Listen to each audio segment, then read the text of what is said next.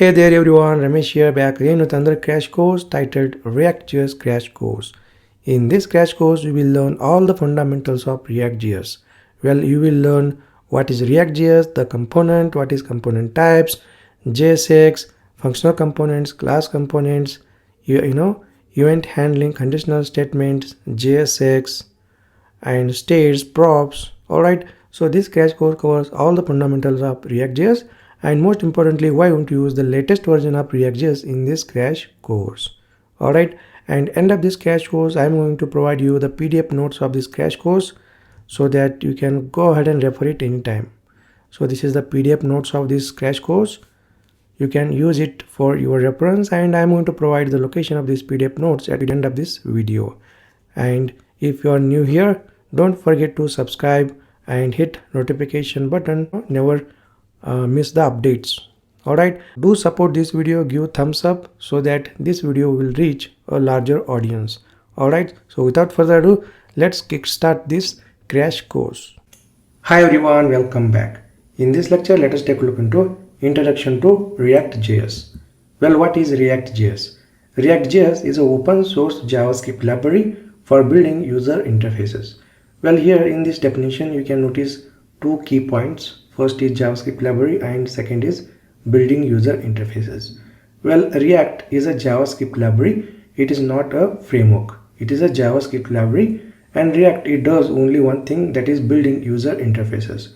So React is not concerned with other things like routing or making REST API calls. Okay, so React, it does one important thing, that is building user interfaces. Okay, so you might be wondering how we can implement the routing and making a HTTP request in a React application, right? So React.js has a good support with third-party libraries. So we can use third-party libraries in a React application to achieve all this stuff. Like we can use React Router DOM library to implement the routing. We can use Axios HTTP library to make the REST API call or HTTP request in a React application. Okay, so just remember, React.js is an open source JavaScript library for building user interfaces. Next, React.js is created and maintained by Facebook. Next, React.js is a component-based architecture, and this architecture promotes reusability. The components are reusable building blocks that encapsulates the logic and UI elements of the application.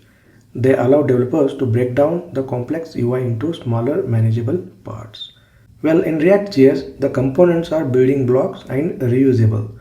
And these components allow developers to break down a complex user interface into smaller manageable parts. For example, consider we have user interface over here, and the component-based architecture basically allows the developers to break down the user interface into smaller manageable parts. For example, we can break this user interface into small manageable parts called components. For example, we can have a header component, we can have a footer component, we can have a side navbar, we can have a main content component, we can have a ads component. So React provides a component-based architecture, and this architecture allows the developers to break down the user interface into smaller and manageable parts, and these parts are called components.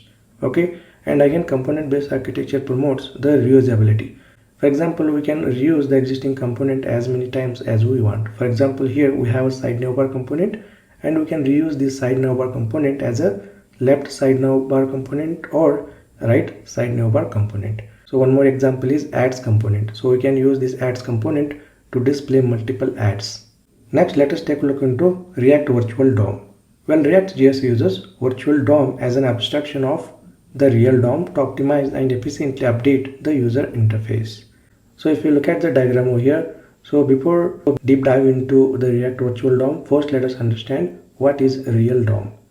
Well, DOM stands for Document Object Model, and this DOM basically represents a tree structure of your UI application. For example, whenever you load your application in a browser, then browser will create a DOM for your UI application. For example, let us say your UI has a HTML code, div, within a div, S3 element, and then form, and then spam, within a spam, you display the time. Okay, so DOM basically represents a tree structure of your HTML. Now we understood what is DOM and how this DOM looks in a browser. Next, let us understand what is React Virtual DOM. Well, React creates a virtual copy of the real DOM and it is called a virtual DOM. Okay, so in order to improve the performance of the application, React creates a virtual DOM to update only the necessary part of the DOM. Alright, now let us understand how the React virtual DOM works. Well, initially React will create the virtual DOM. It is the virtual copy of the real DOM, the real DOM which is present in a browser. Okay, next let us say if we change something in the React application, for example let us say we change the time, then what React will do, it will create one more virtual DOM and this is what the updated virtual DOM. Okay, next React will compare both virtual DOMs. Okay, so React will basically compare initial virtual DOM and updated virtual DOM and it will identify the changes. If you look at the next diagram, React compares the initial virtual DOM and updated virtual DOM and it will identify the node that gets changed. For example, in this case the time node changed. Okay, so basically in a DOM each element represents a node. Alright, and React compares both the virtual DOMs and it will identify the node that gets changed. So once React identified the node that gets changed, next React will update that change in an actual DOM. And if you look at here, only the node whose data changes get repainted in the actual DOM. Alright, so this is how the React virtual DOM works. So basically React don't change the actual DOM in the browser.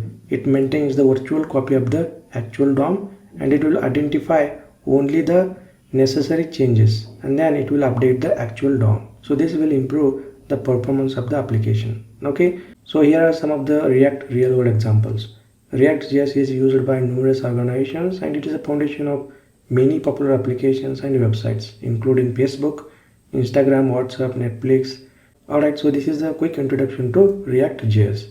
In next lecture, we will create and set up React application and we will start learning React JS fundamentals. Alright, great. I will see you in the next lecture. Hi everyone, welcome back. In this lecture, we are going to create and set up our first React application. Well, in order to create and set up React application, we are going to use build tools. Well, there are two popular build tools out there to create and set up the React application, such as Create React App and Vite JS. Well, in Java, we use the build tools like Maven or Gradle to create and set up the Java projects, right? Similarly, in order to create and set up the React application, we can use the build tools like Create React App or Vite JS. Well, let us first take a look into Create React App. Well, Create React App is an official supported way to create a single page React applications. It offers a modern build setup with no configuration. Create React App is a built-on Webpack and Bubble, and it is a popular tool that enables developers to quickly set up the React application. Well, Create React App provides a pre-configured environment so that developers can focus on the coding part, not on the build setup and the configuration. Alright, and Create React App is especially useful for beginners to get started. Next, let us take a look into Vite JS. Well, Vite is a newer build tool that has gained popularity in recent years. It was created to address the limitations of existing build tools, particularly in the development phase. Well, Vite JS is built on top of Rollup Bundler, which is known for its faster build times. Vite also provides a development server that is optimized for performance.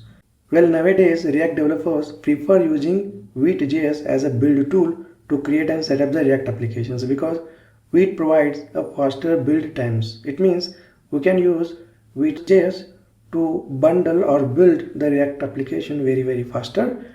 Vite also provides the development server that is optimized for the performance. It means if you change something in the React application, then development server will immediately pick up that change and it will update the DOM in a HTML. Alright, so Vite you can use to improve the development experience. Okay. Now the question is, which build tool we have to use to create and set up the React application? Well, both Create React App and Vite are excellent build tools that provide the developers with a solid foundation for building React applications. Create React App is a reliable choice for beginners to learn, while Vite is a better choice for real-world projects that require faster build times. Ultimately, the choice between two will depend on the project's requirements and the developer's preferences. Well, in this course, I am going to show you how to create and set up the React applications using both Create React App and Vite JS. So, we'll begin with using Create React App tool to create and set up the React application, and in upcoming sections we'll also see how to use Vite JS to create and set up the React applications. Now let us go ahead and let us use Create React App Build tool to create and set up the React application. Well, in order to create the React application, you need to install Node.js and npm. Well, if you just type Node.js in the browser and go to download page, and from here you can go ahead and download the Node.js as per your operating system, and you can install in your operating system. Next, you don't have to install the npm separately. Whenever you will install the Node.js, npm will also get installed. Okay. Next, you need a text editor. Well, in this course we are going to use Visual Studio Code ID to build the React applications. Well, you can just type Visual Studio Code in a browser and click on the first link and click on download link over here. So from here you can go ahead and download the Visual Studio Code ID as per your operating system, and then you can go ahead and install it. Okay, so make sure that before creating the React applications you have to install Node.js and Visual Studio Code ID in your machine. Alright, great. Next, let us go ahead and let's create the React application using Create React App tool. Well, first of all, let's create the workspace. For example, here in my file system I have created React workspace as a folder. Within this folder we are going to create the React applications. Alright, next let us open the Visual Studio Code ID. Well, I have already installed the Visual Studio Code ID, so here let me open it. Next, let me maximize this and go to file menu, click on open folder over here, and then go to the folder. So in my case I have created React workspace as a folder, so let me select it, click on open. Alright, perfect. Next, we are going to create the React application in this React workspace folder. So in order to create the React application, we are going to use the commands. Well, if you go to browser and in a new tab, just type Create React App, hit enter, click on the first link and click on get started over here, and you can see, so these are the couple of commands that we can use to quickly create and set up the React application using Create React App Build tool. Alright, so let us execute these commands. So in order to execute these commands, we have to use the terminal, right? So let's go back to Visual Studio Code ID here, and here we are going to use inbuilt Visual Studio Code ID terminal. For example, go to terminal, click on new terminal, and here let us execute the command. So if you go back to browser, the command npx create react app followed by the application name. Next, let's go back to VS Code and go to terminal, and here just type the command npx followed by create react app followed by the application name. So let us give application name as React Basics. Next, hit enter. So this will take a couple of seconds to create and set up the React application. So let us wait a couple of seconds, and you can see the statement creating a new React app in this folder. Alright, perfect. And there we go. The React application is successfully created with the name React Basics.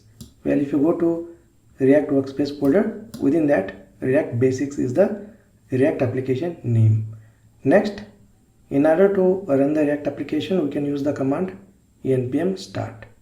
And in order to build the React application for production, you can use the command npm run build. In order to execute the test, you can use the command npm test. In order to eject the React application, you can use npm run eject. Next, let us type these two commands to start the React application. Right now we are in a React workspace, so let us move into our React application. So here let me clear the terminal and just type the command cd react basics, next npm start and then hit enter. And there we go. Our React application is up and running in a development server on port 3000. Next, let's go to browser. In a new tab, just type localhost :3000 and there we go. Our React application is up and running. Next, let's go back to VS Code and go to our project and go to app.js, and here let us remove all this code, and here just type h1 element and then type hello world and just save this file. And let's go back to browser, and you can see hello world is displayed in the browser. Okay, so in next lecture what we'll do, we'll understand the important files and folders of this React application. Alright, great. I will see you in the next lecture.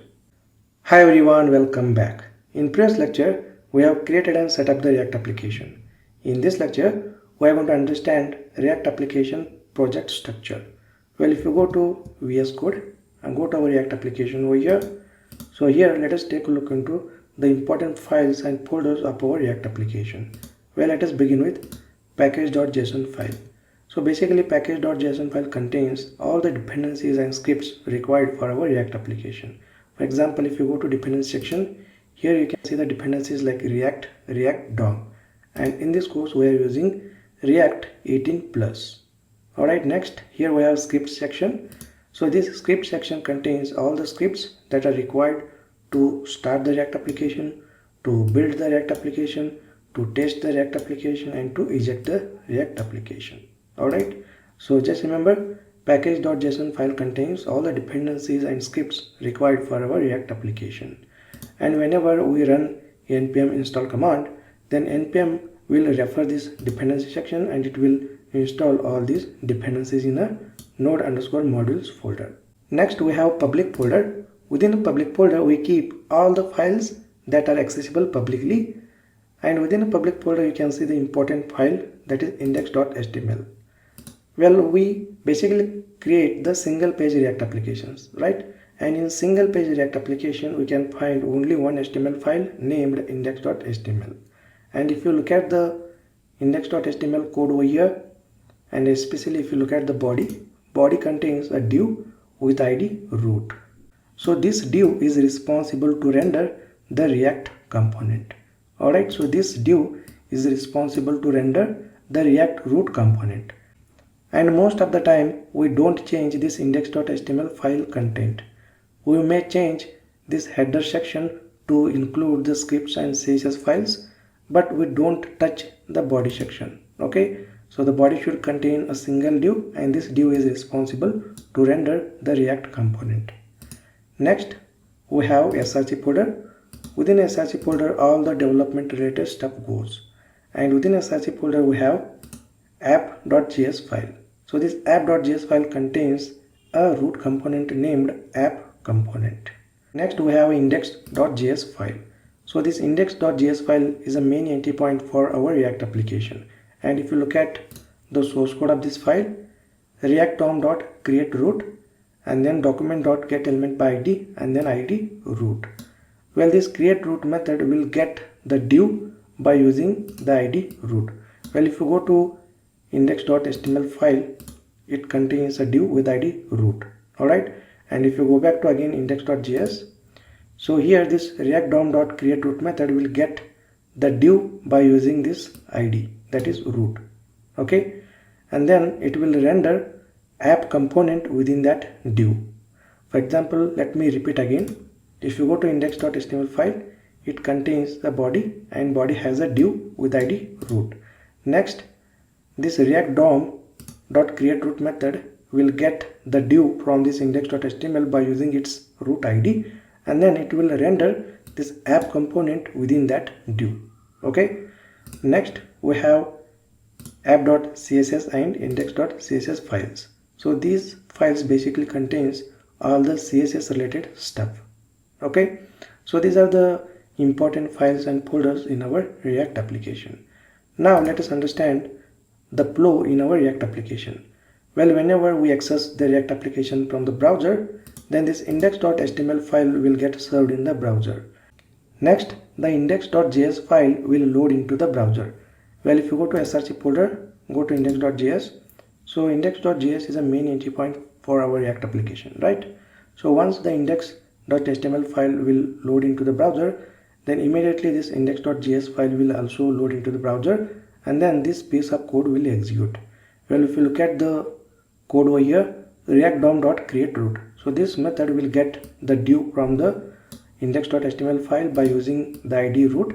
Next it will render this app component within the div. Well, if you go to app component contains this HTML code. Well, don't bother about this HTML code right now. So this is basically called a JSX. We'll understand what is JSX and how we can write the JSX code in upcoming lectures. So just as of now, understand this is the app component and it returns some HTML code, and you can see the HTML code h1 hello world. So this will basically print the heading in the web page. For example, if you go to browser, and you can see hello world is displayed in the browser. Okay, and next, if you can inspect this web page, go to console. So here you can see download the React Dev Tools for a better development experience. Just go ahead and click on this link, and let us add this React Developer Tools extension in the Chrome browser. So next, so here I am using Chrome browser, so I am going to install this extension in a Chrome browser. But if you are using Firefox or Edge, then accordingly you can add the extension. So here just click on install for Chrome, and next click on this add to Chrome button, and then click on this add extension. Alright, perfect. Next go to this extensions, and here you can see React Developer Tools extension is added. Alright, great. Next let's go back to our project, and here let us inspect this page again and then refresh, and here you can see the new tab named components. So just click on this components tab. So under this tab you can see all the React components. As of now there is only one component named app component, right? And just click on this app component, and here you can see the details. So this app component is used in a source file named index.js. Next, this app component will be rendered by this method. Okay, so basically you can see all the component related information over here. Alright, so this React Developer Tools extension is pretty useful to track the components and the component tree. Okay, great. Well, notice here by looking into this components tab, we can clearly understand the React application flow. Well, whenever we access the React application using browser, then the index.html file will get served, and then this index.js file will get loaded, and this index.js file is a source for this app component. Okay, so just remember, whenever we access the React application from the browser, then the index.html file will get first served in the browser, and then index.js file will get loaded in the browser, and then this index.js file will render the app component. Okay, so this is how the flow goes in a React application. So let me summarize what we have understood in this lecture. We pretty much understood the important files and folders in the React application, and we have also installed React Developer Tools extension in a Chrome browser, and we have also understood the flow in the React application. Alright, great. In next lecture we will take a look into the components. Well, the components are the building blocks in a React application, so you have to understand the components in order to build the React applications. Alright, so in next lecture we will take a look into React components. Alright, great. I will see you in the next lecture. Hi everyone, welcome back. In next couple of lectures we will take a look into what are the components in React and different types of components in React. Well, what is a component? A component is an independent, reusable code block which divides the user interface into smaller pieces. Well, let us understand with an example. Well, consider we have user interface, and we can divide this user interface into smaller components. For example, header component, footer component, side navbar component, main content component, and ads component. Alright, and finally these components will come together to create a complete user interface. And notice here I have mentioned component is a reusable. Reusable means we can use the existing component as many as times we want in a React application. For example, here we have side navbar component, and we can reuse this side navbar component as a left side navbar or right side navbar. We just have to change the information and properties. The rest of the code remains same in a component. Alright. Next, the components can be nested inside other components. For example, here we have app component as a root component, and this app component is nested the other components like header component, footer component, side navbar component, and so on and so forth. Alright, so just remember, components can nested other components as well.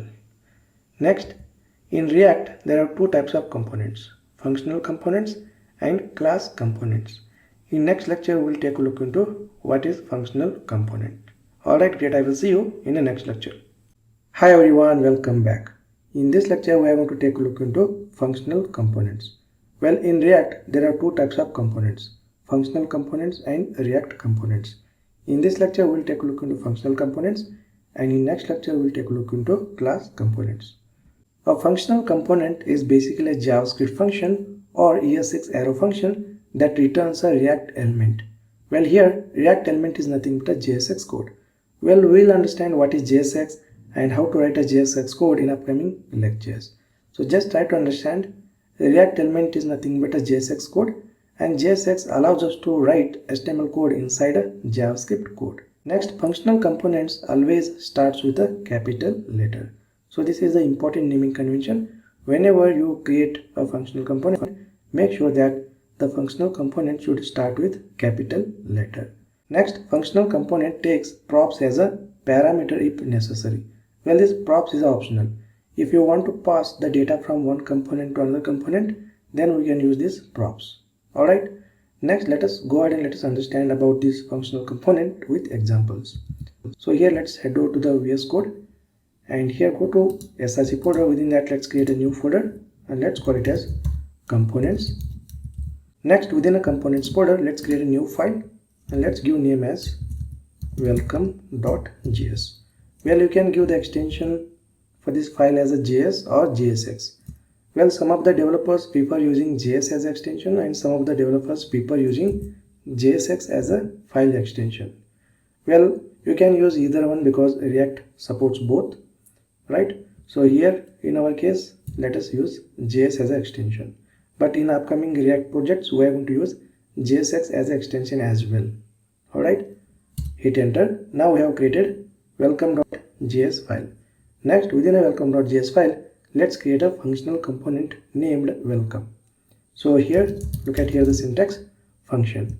Well, as I mentioned earlier, functional component is nothing but a JavaScript function or ES6 arrow function that returns a JSX. Okay, so here let's create a function and followed by the name welcome. And notice here again, as per the naming convention, the functional component should start with a capital letter, and I have given the capital letter W. Okay, so as this is a function, so here let us have open close braces and open close curly braces. Next, this function returns a JSX code. Well, JSX is nothing but a JavaScript extension that allows us to write a HTML code within a JavaScript code. Well, this is the JavaScript function, right? So within a JavaScript function, we can write the HTML code like this. Let us say we want to print the heading welcome Ramesh. Okay, so this is the JSX code. Well, JSX is nothing but a JavaScript extension that allows us to write HTML code within a JavaScript code. So in next upcoming lectures, we'll understand more about JSX. As of now, just understand JSX is nothing but a JavaScript extension that allows us to write HTML code within a JavaScript code. Okay, perfect. Now we have created simple functional component named welcome component. Next, in order to use this component in other components, we have to export this component. For example, here just type export default and then component name welcome. Well, just remember, in order to use this functional component in other components, we have to export this component first, like this. Okay, next let's go to app.js file and let us import this component. So go to app.js, go to app root component, go to div, and here let us remove this h1 element, and here let us use welcome component. So here just type welcome and make sure that this welcome component is imported at the top, and let us close this welcome component over here. Alright, so this is how we use the component inside other component. And notice here the important point, we have exported this welcome component using export keyword, and we have imported this welcome component in an app component using import keyword. Alright, so this is basically ES6 module feature. We can export the component using export keyword, and we can import the component using import keyword. Alright, great. Next, let us save this file and let's go back to browser, and here you can see welcome Ramesh. Alright, so this is how we can create the functional component and we can use in other components. And again I have mentioned like component is a reusable. Reusable means we can use this component as many times as we want. For example, if you go to app component, and here we can reuse this component many times. For example, here let me use one more time and just save this file and go back to browser. You can see welcome Ramesh. Okay, so this is how the component is reusable in a React application. Alright, perfect. Next, let's go to welcome.js file. So, and if you go to presentation, a functional component is basically a JavaScript function or ES6 arrow function. Well, here we have created this functional component using JavaScript function, but we can also create this functional component using ES6 arrow function. So let us go ahead and let us rewrite this functional component using ES6 arrow function. So here let me copy this and let me paste it over here, and let me comment out this. So here let me show you how we can convert the JavaScript function into arrow function. So in case of arrow function, the function keyword is not required, and in case of arrow function we should have a variable const welcome and then flat arrow symbol. So this is the arrow function. Okay, next, if the arrow function contains a single statement, then we can remove the open and close curly braces and also the return keyword. For example, let us simplify this. Just remove this open and return keyword and also the close curly braces. Alright, so this is the functional component using arrow function. Alright, next let us save this file and let's go back to browser, and you can see welcome Ramesh. If you refresh, you can see the same output, welcome Ramesh. Alright, so this is how we can use the JavaScript ES6 arrow function to create the functional component. Alright, so functional component is a JavaScript function or ES6 arrow function that returns a JSX. JSX is nothing but a JavaScript extension that allows us to write HTML code within a JavaScript code. Next, in order to use this component, we have to first export it using export keyword. Next, we have to import this component using import keyword, and then we can use in the other components like this. Next, functional component takes props as a parameter if necessary. Well, here we can use props to transfer the data from one component to another component, especially from parent component to child component. For example, here we have app component as a parent component and welcome as a child component. And here, let us say we want to transfer the data from app component to welcome component. Then we can use props. So props stands for properties, and we can pass the properties from parent component to child component. For example, here go to welcome, and here just type name and then give name as Ramesh. Okay, next we want to get this Ramesh in a welcome component. So go to welcome component, and in order to get the Ramesh in a welcome component, we have to use props. So here we can pass props as a parameter to this functional component. And next, in order to access these props, we can use open close curly braces. So here just remove this Ramesh and let's have open close curly braces and then type props and then name. Okay, so this is how we can use props to transfer the data from parent component to child component. Next, let's go back to app.js, go to app component. Next, here also let us use the name and let us pass the name. For example, let's say Umesh. Okay, so this is how we can use the props to dynamically pass the data from one component to another component, especially from parent component to child component. Okay, next let us save this file. Let's go back to browser, and here you can see welcome Ramesh, welcome Umesh. So here we are passing the data dynamically to the component. For this first welcome component we are passing name as a Ramesh. For this second welcome component we are passing name as a Umesh, and in a welcome component we are getting that name using props. Okay, so this is all about functional components.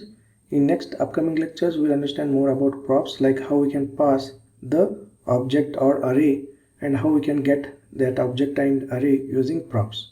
We'll understand more about props in upcoming lectures.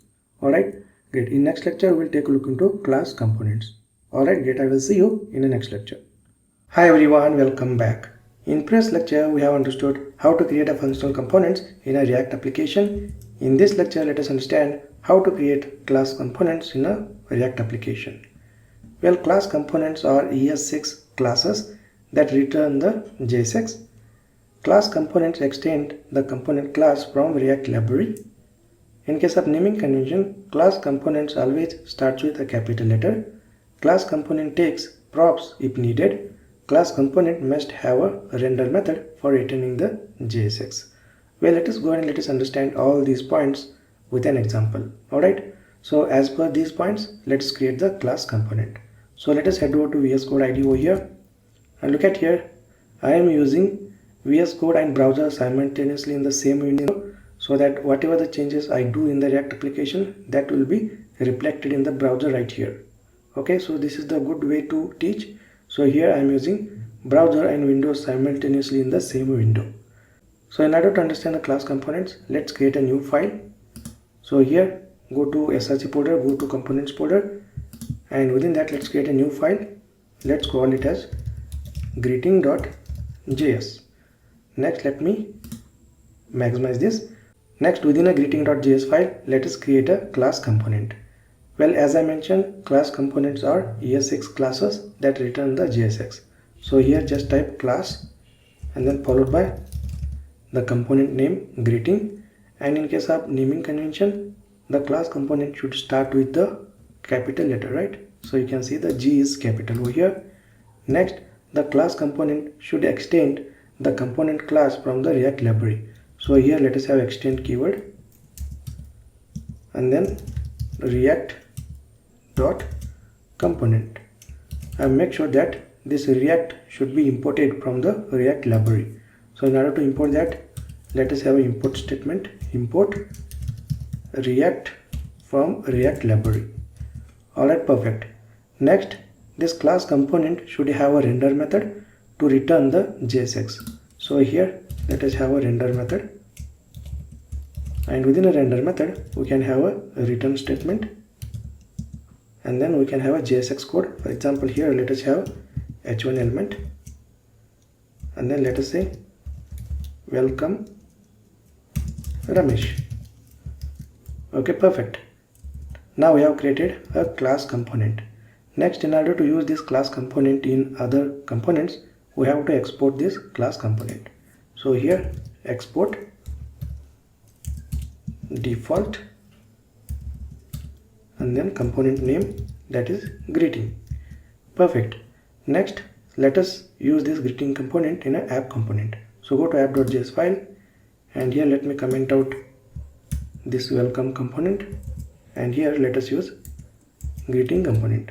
So here greeting, and make sure that greeting component is imported at the top.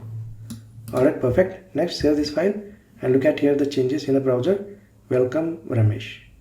And if you go to the greeting component, you can see welcome Ramesh. So this is the heading displayed in a browser. Next, if I change from Ramesh to Umesh and save the file, and you can see the changes in the browser, welcome Umesh. It means we have successfully created the class component. Okay, so look at here the syntax again. Class components are ES6 classes, and class component should extend a component class from a React library, and the class component should have a render method to return the JSX code. Alright, and in order to use the greeting class component in other components, we have to export it using export keyword, and in order to import these greeting components in other component, we have to use import keyword. Next, this greeting component is reusable, so we can use this greeting component as many times we want in the React application. For example, here let me use greeting component one more time, and you can see the changes. Welcome Umesh. Okay, next we can use props to transfer the data from parent component to child component. So in our case, app component is a parent component, greeting component is a child component, isn't it? So from app component we can pass the data to the greeting component, and we can access that data by using props. For example, here let us use name property and then pass the data, let us say Ramesh. And for this greeting component also, let us use name property and then let us use name Umesh. Perfect. Next, in order to access this information, we can use props, right? So let us go back to greeting component over here, and here we are using class component, so the props will automatically available in this class component. We don't have to pass props to this render method. Okay, so here let us remove this Umesh and let us get the data dynamically by using props. And in order to access the props, we have to use open close curly braces and then this dot props. So look at here, in a class component, props will automatically available. We don't have to pass props to the render method. So just access this props and then the property name.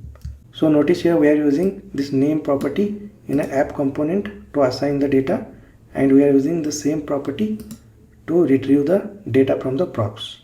Okay, so this is how we can use props to transfer the data from one component to another component, especially from parent component to child component. Next, let us quickly summarize the component types. We create a functional component using JavaScript or ES6 arrow function that returns a React element. For example, here we have welcome functional component that we have created using JavaScript function, and this welcome component returns a JSX code.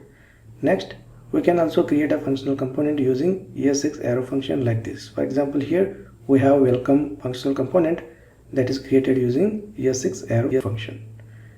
And on the other hand, here we have a class component that is created using ES6 class, and whenever we create a class component, that component should extend the class component from React, and this class component should use a render method to return the JSX code. Okay, so this is how the difference between functional component and class component. Next, you may have a question like which component type is recommended to use. Well, React team recommend to use functional components to build the user interfaces, and most of the React developers prefer using ES6 arrow functions to create the functional components. Well, in this course also we are going to follow the same. We are going to use functional components to build the user interfaces.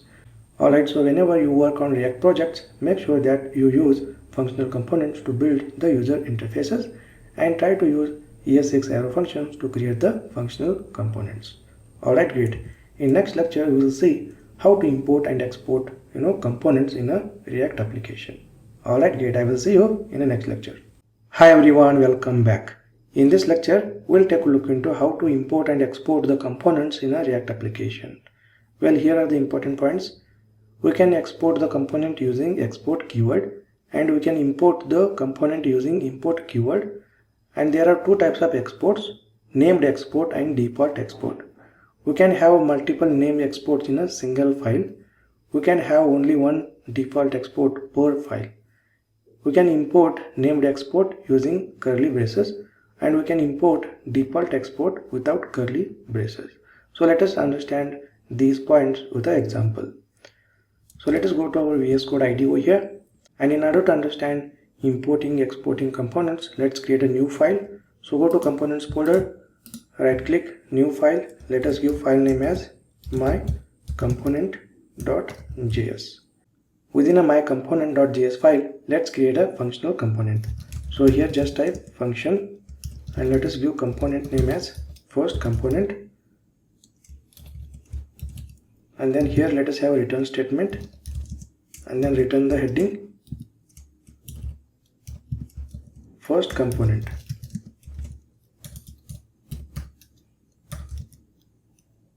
Okay, and just save it.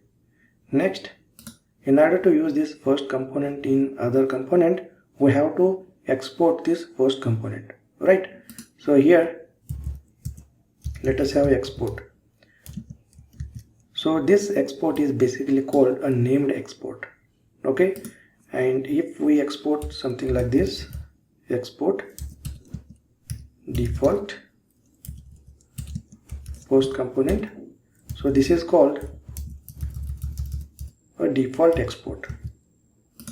Okay, if we use export default keyword, then this is called a default export, and the earlier one, that is this one, is called the named export.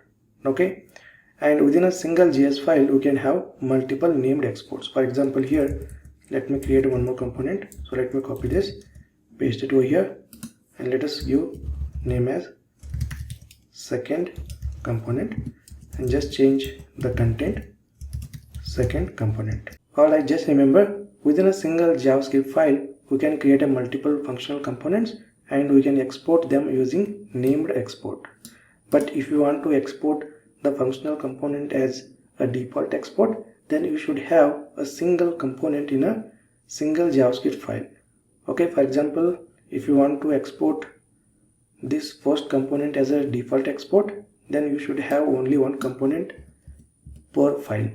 Okay, and you should remove this named export and you should give a default export like this: export default and then the component name. Alright, just remember, if you want to export a component as a default export, then you should have only one default export component in a single file like this. Okay, perfect. Next, let us see how to import the named export and default export. So here let me undo it and let me first show you how to import the named export. So here we have created first component, second component, and we have exported these components as a named export. Next, let us see how to import these two components. So let us go to app.js file. Now let us see how to import the named exports. Well, if you go to my component.js file, so here we have exported first component, second component using named export.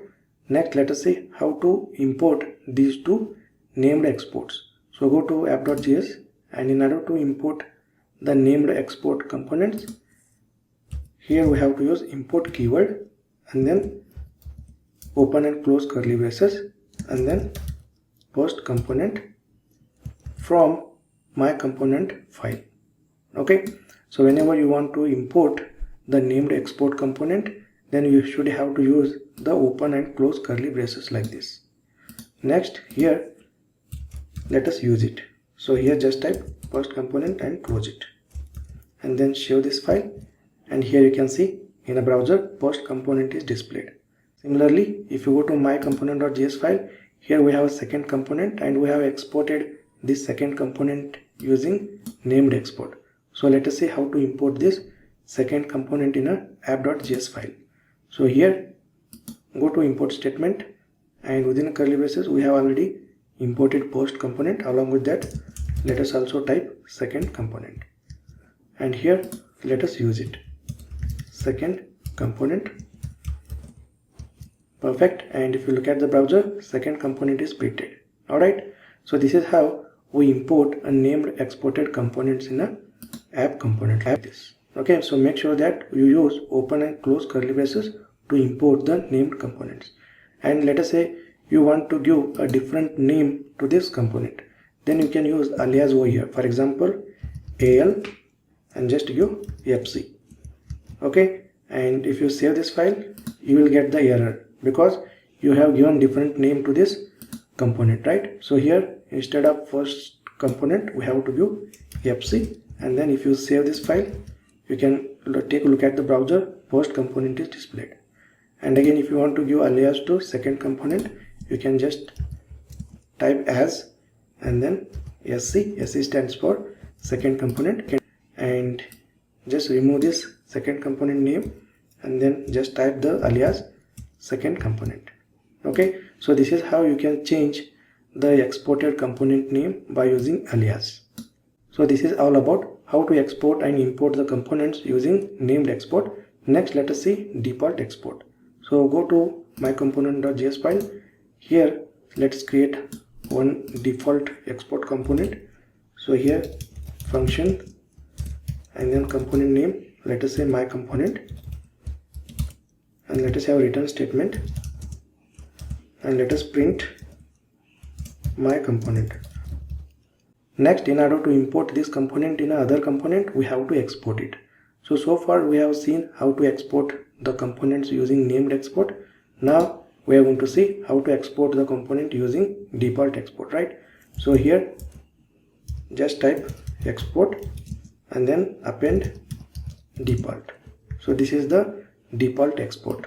Okay, so you can prefix the component using export default like this, or you can give this default export at the end like this. Okay, so most of the developers use this kind of syntax. Okay, now we have one default export per file. Next, let us save this file and let us go to app.js file and let us see how to import the default export component. So here let us have import statement, import and then my component from my component.js file. So notice here, while importing the default exported component, we don't have to use the open and close curly braces. But in case of named exports, we are using the curly braces to import it. Next, let us use this my component in an app component. So here go at the bottom and then just type my component and then close it and then just save this file and take a look at the browser. You can see my component is displayed over here. Next, let us say how to give a different name to this my component. Well, in case of named exports, we have used alias to give the different name to the component, right? But in case of default export, we don't have to use the alias. We can simply change the component name itself. For example, here instead of my component, let me give my C and then just save the file and look at here, we got the error because we have given the different name to the component while importing. So here instead of my component, just give MC and then save the file and look at here, my component is displayed in the browser. Well, as I mentioned earlier, there should be only one default export component per file. That's why while importing the default export component, we can give any name that we want because we showed that the file contains only one default export, isn't it? So this is all about the default export. When we create a full stack application using Spring Boot and React, we are going to use these named export and default export a lot. Alright, great. I will see you in the next lecture. Hi everyone, welcome back. In this lecture, let us take a look into JSX. Well, JSX stands for JavaScript XML. JSX allows us to write HTML elements within a JavaScript code. Well, let us create example and let's understand the JSX with all these points. So here, let me head over to the VS Code. In order to understand the JSX, let's create a new file. So go to components folder, right click on components folder, click on new file and let's give file name as hello world.js, and within a hello world.js file, let's create a functional component. So let us use arrow function to create a functional component. So here const and then component name hello world and then parenthesis and then arrow symbol, and here we have functional component body, and this functional component return the JSX code. For example, let us say h1 hello world. Perfect. Next, in order to use this component in other component, we have to export it.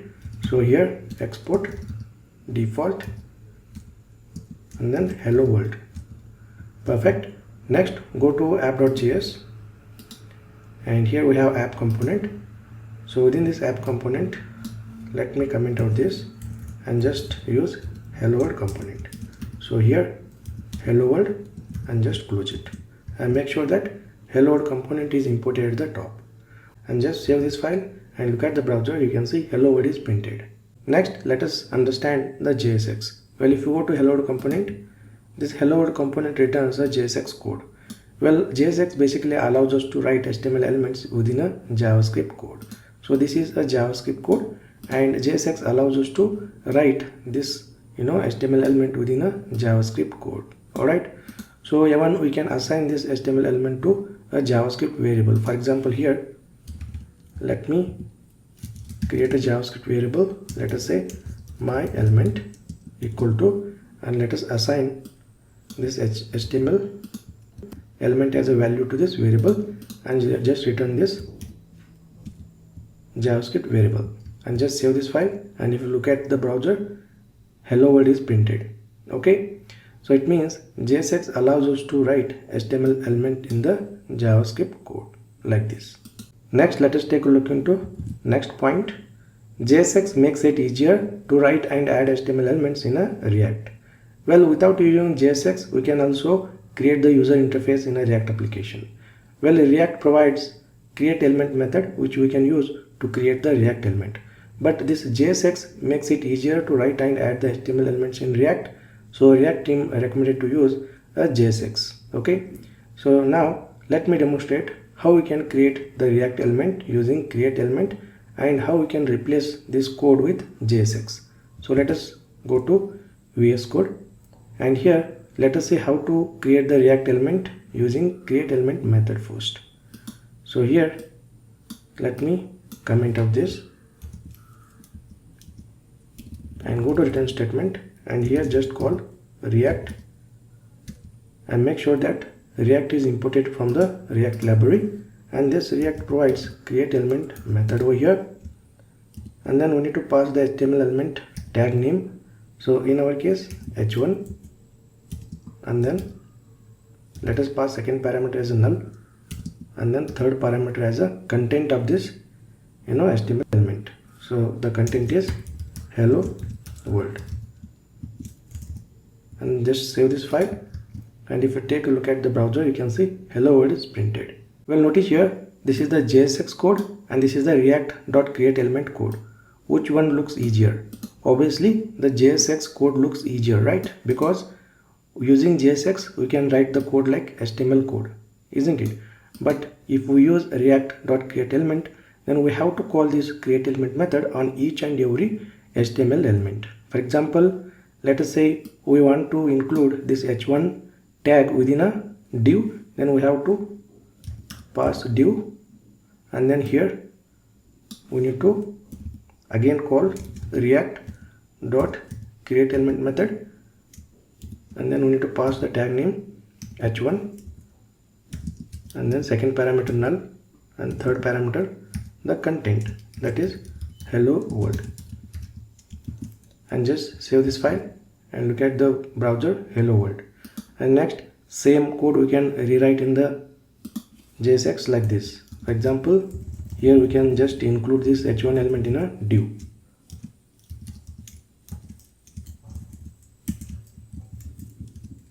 Alright. Okay, so if you look at the code again, using JSX we can write this much of code only, but if we use react.createElement method, then we have to write a lot of code. Okay, so this is how the JSX makes it easier to write and add the HTML element in a React.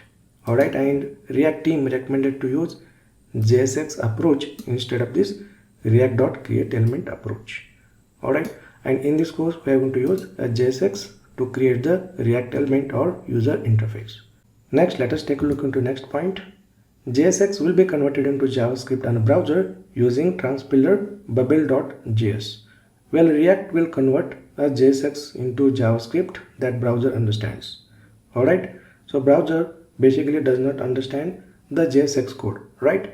So React will convert this JSX into JavaScript using bubble JavaScript library. So once it will convert JSX into JavaScript, then browser will load that JavaScript code in a browser. Alright, so this is how the JSX works in a React application.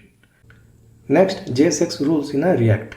Well, here I have listed certain rules that we can follow while writing JSX code in a React. The component should return a single React element. Well, let us say you have multiple HTML elements in a JSX, then you have to return one parent React element. For example, so here let me go to Visual Studio Code ID and let me demonstrate that. So here let me remove this, and let us say you have multiple HTML elements in a JSX. For example, return h1, let us say title, and you have one more HTML element, let us say h2, and let us pass subtitle, and then let us say you have a paragraph, and let us call it as paragraph, and let us say you have image. Well, whenever you have multiple HTML elements in a JSX, then you have to wrap all these multiple HTML elements in a single parent HTML element. So most of the time we use div. For example, here let us wrap all these HTML elements in a div like this. Alright, so this is the important point. So whenever you have multiple HTML elements in a JSX, then make sure to wrap all those HTML elements within a single parent HTML element. So most of the time we use div or we use fragment. For example, so here instead of div we can also use the fragment. So this is the empty tag. So this is basically called a React fragment. Okay, so either you can use div or fragment. Next, let us save this file, and if you take a look at the browser, the content is not displayed in a web page. Well, whenever you have multiple HTML elements in a multiple lines, then make sure that you include all these multiple HTML elements in a parenthesis. For example, after this return statement, let us have a parenthesis, and within a parenthesis just copy and paste this code. Okay, now if you save this file and if you take a look at the browser, the content is displayed: title, subtitle, paragraph. Okay, so these are the two important points. So whenever you have multiple HTML elements in a JSX, then make sure that you wrap all these multiple HTML elements in a parent HTML element. Either you can use div or fragment. Next, if you write the HTML code in a multiple lines, then make sure that you keep this HTML code within a parenthesis. Next, let us take a look into next point. To write the HTML on multiple lines, put the HTML code inside a parenthesis. Well, this point I have already demonstrated. Next, use camel case for HTML attributes. To specify the CSS classes for an HTML element, use the class name attribute instead of class attribute. This is because class is reserved keyword in a JavaScript. Well, in order to style the HTML element in a JSX, we have to use class name attribute instead of class attribute, because the class attribute is reserved keyword in a JavaScript. Next, event handlers in a JSX are specified using camel case syntax. For example, on click instead of on click, or on change instead of on change. Well, if you look at the naming convention for this event handler, on click, so this is a camel case, right? But you can see the on click, so this is the HTML attribute. But if you want to use this HTML attribute in a JSX, you have to use the naming convention as a camel case. Next, let me demonstrate these 2 points. So let us go to Visual Studio Code ID over here, and here let us first create the CSS class. So we can create a CSS class within app.css. So go to app.css, and here just type dot, and let us give the class name as title, and then within a curly braces just type color. So let us give title color as a red. Just save this, and let's go back to hello.js, and here in order to add the CSS class to the HTML element, we have to use class name property. For example, here go to h1 element and just type class name, and then pass title CSS class, and then just save this file. And if you look at the browser, title is in red color. Okay, so this is how we can use class name property to add the CSS class. Alright, and if you use class attribute, this will give the error. For example, if you go to browser and here just inspect this page, right click, inspect, and if you go to console, here you can see invalid DOM property class. Did you mean class name? Alright, so browser will give hint like instead of using class, just use class name in a React. Alright, it means the class is a result keyword in JavaScript. That's why whenever we want to add a CSS class to the HTML element in a React, we have to use class name property like this. Alright, perfect. Next point is event handlers in a JSX are specified using camel case syntax. For example, on click instead of on click. So let us go to Visual Studio Code ID, and here let me remove this image, and here let me add the button, and let us add the handler by using on click attribute. Well, if you can notice here, in a plain HTML we use the attribute that is on click, and if you look at here, the on click attribute in a lowercase. Okay, and same on click attribute we want to use in a JSX, we have to use camel case. For example, here instead of on click, let us type on click, and this on click should be in a camel case.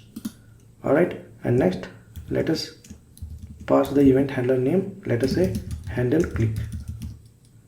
Well, in a plain HTML element, in order to specify the event handler name, we have to use the string. For example, like this. Right, but in JSX we have to include the handler name within a curly braces. For example, like this, handler click. So this is the event handler name. Next, let us use a JavaScript function to handle this handle click. So here just create one JavaScript function handle click, and then just let's have a alert statement. Let us say button clicked, and then just save this file. Alright, and let us give name to the button here. Let us say click, and then save this file. And if you take a look at the browser over here, the click button is visible in the page.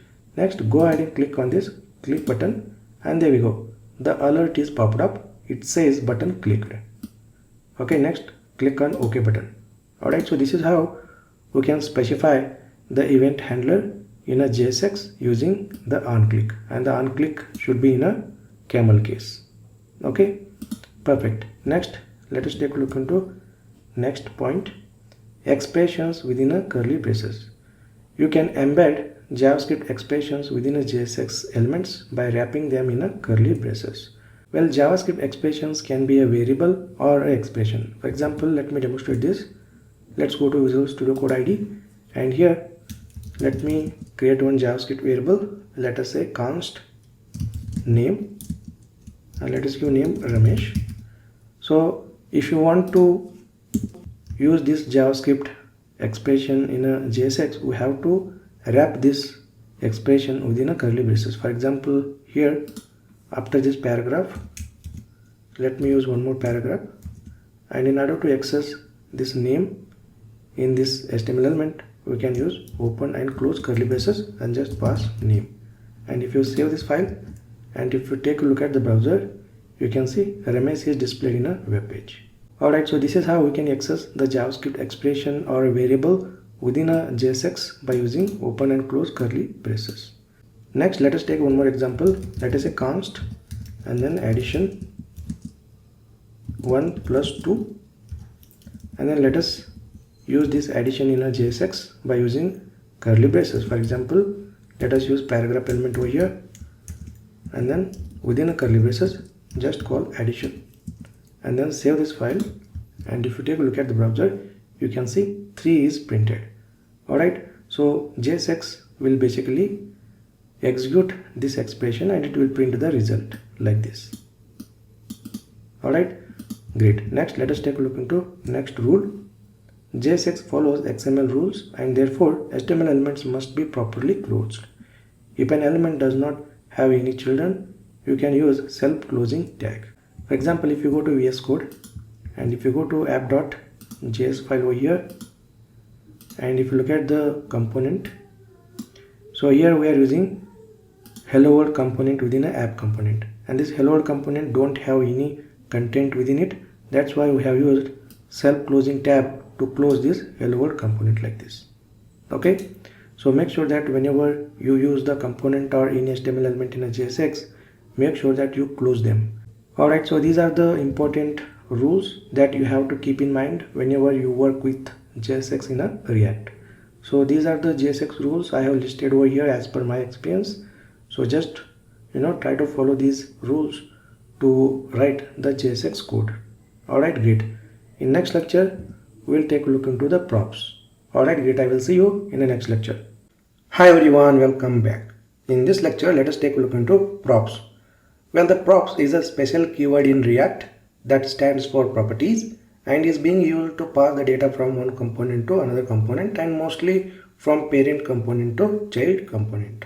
Alright, so props is a special keyword in React that stands for properties, and we use props to transfer the data from parent component to child component. Next, we can say props is a data carrier or means to transport data. Next, React props is an object which you get instantly when you create a React component. Well, whenever you create a React component, either functional component or class component, you will get a props empty object, and then you can store the properties in a props empty object. Alright, so let us go ahead and let's understand more about props with an example.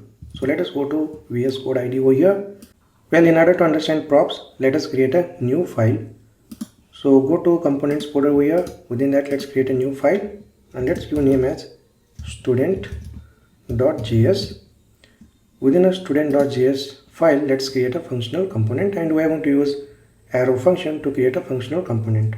So here just type const and let us give the component name student and then parenthesis and then flat arrow symbol, and within a functional component let us write the JSX code.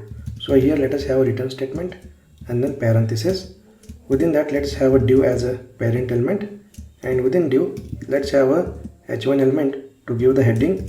So let us say student details. Alright, next let us print the student first name. So let us say student first name. As of now, let us hard code it.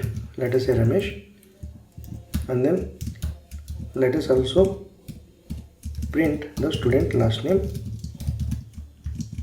Let us say Partare, and let us also print student email address. Let us say ramesh@gmail.com. Perfect. Next, let us export the student functional component using default export. So here just type export and then default and then followed by the component name. Perfect. Next, let us go ahead and let us use this student component in an app component. So go to app.js file over here and go to app component, and here let me comment out this hello world component, and here let us use student component and make sure that student component is imported at the top. Alright, next save this file, and if you look at the browser over here, you can see the student first name, last name and email address is printed over it.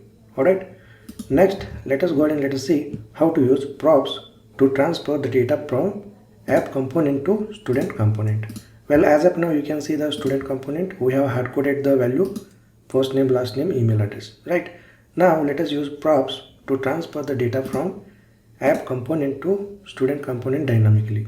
Okay, so go to student over here, and here let us pass the information.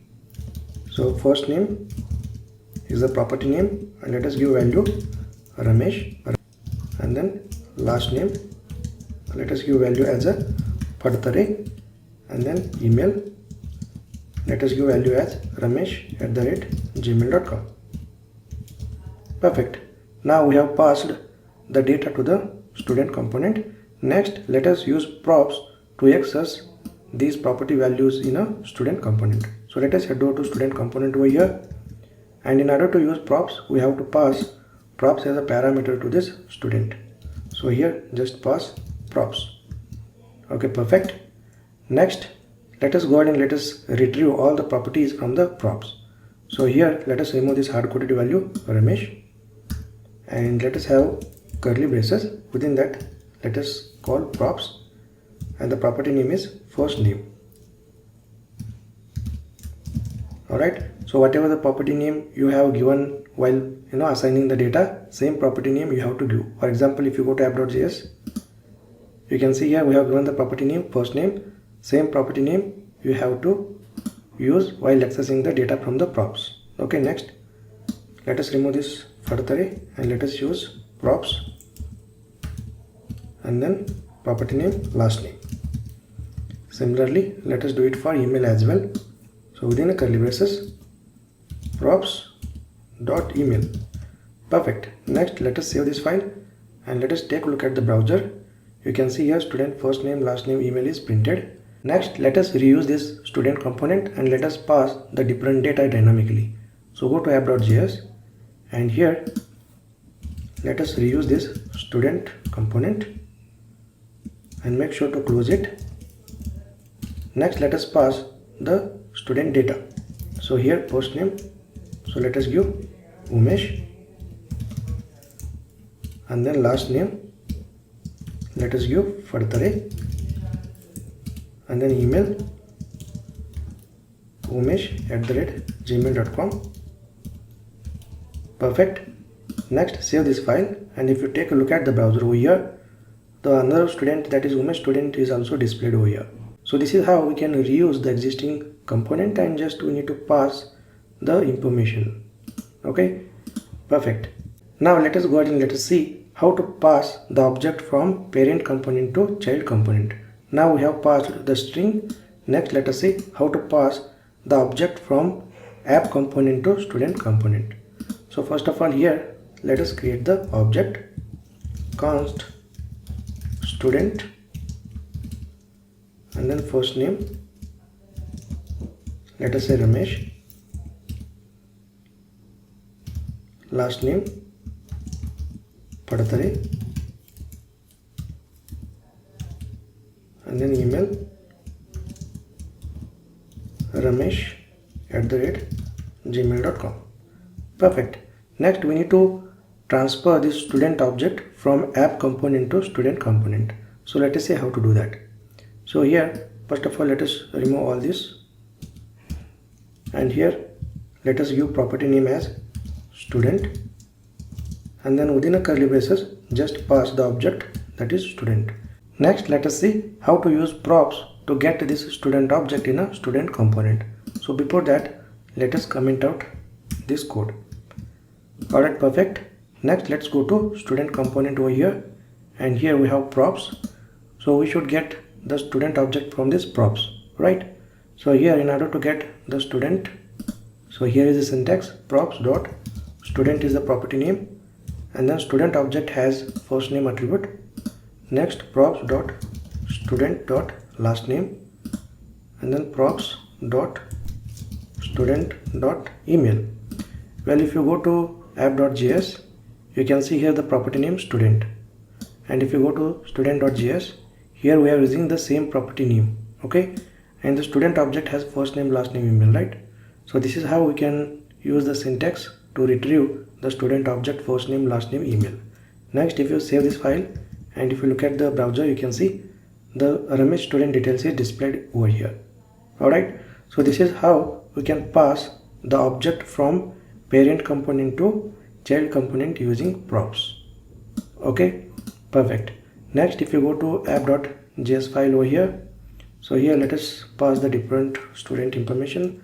Let us say Sanjay, last name Jadhav, and email let us say Sanjay, and just save this file. And if you take a look at the browser, the Sanjay student details is successfully displayed. Alright, perfect. Next, let us see how to use props to transfer the array from one component to another component. So instead of passing the object, let us pass the array. So here let me comment out this, and here let me quickly create the array const, and then let us give the array name as skills, and let us provide the elements in the array. Let us say HTML, CSS, JavaScript. Perfect. Now we have array. Next we need to pass this array to the student component using props. So here what we'll do, we'll just give property name as data and we'll pass skills over here. Perfect. Next let us change the student component to get this skills data using props. So go to student component and here we have props. So let us get the array from this props. So here what I will do, I will comment out this and I'm going to create one more paragraph element. Alright, and here let us say array data and within a curly braces props dot data. Next save this file and if you take a look at the browser you can see array data HTML CSS JavaScript. Alright, so this is how we can pass the array data from one component to another component. Alright, just remember we use props to transfer the data from parent component to child component. Alright, so this is all about props. Alright, great, I will see you in the next lecture. Hi everyone, welcome back. In previous lecture we pretty much understood about props. In this lecture let us take a look into destructuring props. Well, destructuring was introduced in year 6. It's a JavaScript feature that allows us to extract multiple pieces of data from an array or object and assign them to their own variables. In React, destructuring props improves code readability. Well, there are two ways to destructure props in a functional component. The first way is destructuring it in a function parameter itself. The second way is destructuring props in the function body. So let us go ahead and let us see how to destructure props with an example. So let us go to VS Code ID over here. In previous lecture we have created student functional component to demonstrate the props. In this lecture let us use the same student functional component to demonstrate destructuring props. So here go to the JSX code and here let us uncomment this and here let us remove this student. Just keep props dot first name and props dot last name and then props dot email. Perfect. Next go to app.js file over here and here just comment out this and just uncomment this. Okay, now save the file and if you look at the browser the image student details is printed. Okay, next go to student component over here and here let us remove this array data paragraph element and next save this file and if you look at the browser the image student details is displayed over here. Now let us go and let us see how to destructure these props. Well, there are two ways. First way is we can destructure these props in function parameter itself. For example, here this props contains first name, last name, email properties, right? So here we can destructure like this. So within curly braces just pass first name comma last name comma email. So this is the syntax to destructure the props. Next, while accessing these properties we don't have to use props. For example, here let us remove this props, just keep first name and here remove the props, just keep last name and here also remove props and just keep email and then save this file and if you take a look at the browser you can see student details is successfully printed. Okay, so this is how we can destructure the props in a function parameter itself. Well, here destructuring allows us to extract some of the data from an array or object and assign them to their own variable. For example, here we have extracted first name, last name, email from the props and we have assigned them to its own variable like first name, last name, email and we are accessing these variables over here. So we can also extract only first name, last name from the props by using destructuring like this. If you save this file and here we got email is not defined, so we can simply remove this and you can see Umesh Padhar is printed over here. Well, notice here even though the props object has first name, last name, email, but we are only extracting first name, last name from the props object using destructure feature like this. Alright, perfect. Next let us say how to destructure props in a function body. So here we have destructured props in a function parameter itself. So let us see how to destructure props in a function body. So let us cut this and go to function body and let us have a const and then paste this and then props, and then this props we should pass as a parameter to student. Perfect. Next, if you save this file and if you take a look at the browser, you can see still the student details is printed properly. Next, let us say we want to only extract the first name last name from the props object. Then what we can do is we can simply remove this email, and here also we need to simply remove this paragraph element. Alright, so even though this props has first name last name email, but we are only extracting first name last name from the props object using destructuring feature like this.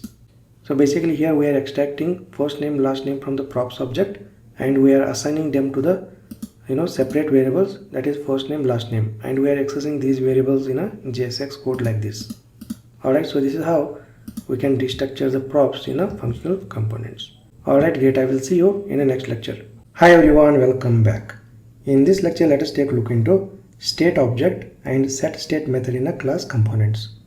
Well, the state is an inbuilt object in a React class components.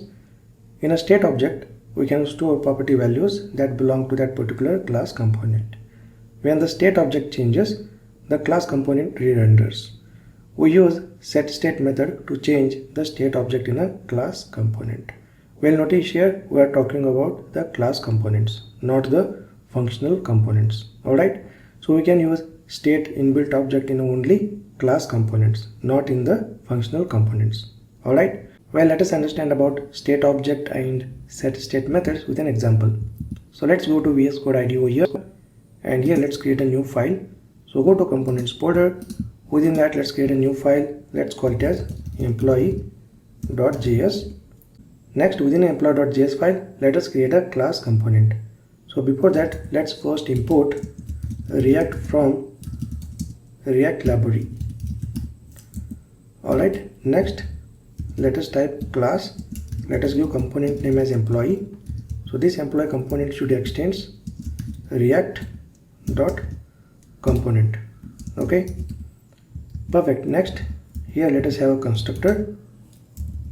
This constructor takes props as a parameter, and then let us have a super and then pass these props to the super class constructor. Next, within a constructor, let us specify the state object. So here just type this dot state, and notice here whenever we create the React class component, then this state inbuilt object is immediately available. Okay, next let us choose state over here, and then within a state inbuilt object we can define the property and its values. For example, here let us say first name as a property and value as a Ramesh. Alright, perfect. Next, let us say how to access this state object and its property is in a JSX code. So after this constructor, let us have a render method, and then let us have a return statement, and then parenthesis, and then let us have a div. Perfect. So within a div, let's have a h1 element, and let's give heading something like employee details. Next, let us have a paragraph element. Next, we want to access the state object property, that is first name, right? So here is the syntax. Within a curly braces, this dot state dot first name. So this is the syntax to access the state object property. Alright, perfect. Next, in order to use this employee component in an app component, we should have to export this component, right? So here let us use default export to export this employee class component. So just type export default and then employee. Perfect. Now we have used default export to export this employee class component. Next, let us use this employee class component in an app component. So go to app.js file over here, and let me expand this, and here let me comment out this student, and here let us use employee component.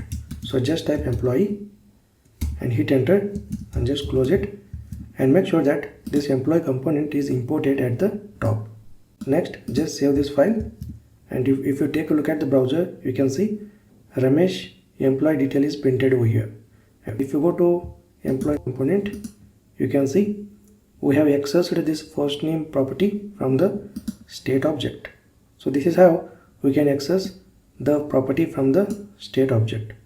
Next, we can have as many as properties and its values in a state object. For example, here let us have a last name property and its value, let us say Patare, and we can access this last name property from the state object using the same syntax. So here let us have paragraph element, and then within a curly braces this dot state dot last name.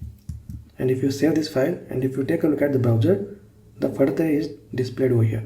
Similarly, let us also have an email property and then ramesh@gmail.com, and let us access this email property from the state object over here.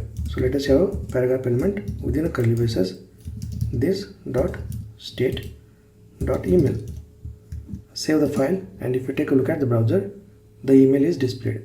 Okay, so this is how we can use inbuilt state object in a class component to define the property and its values.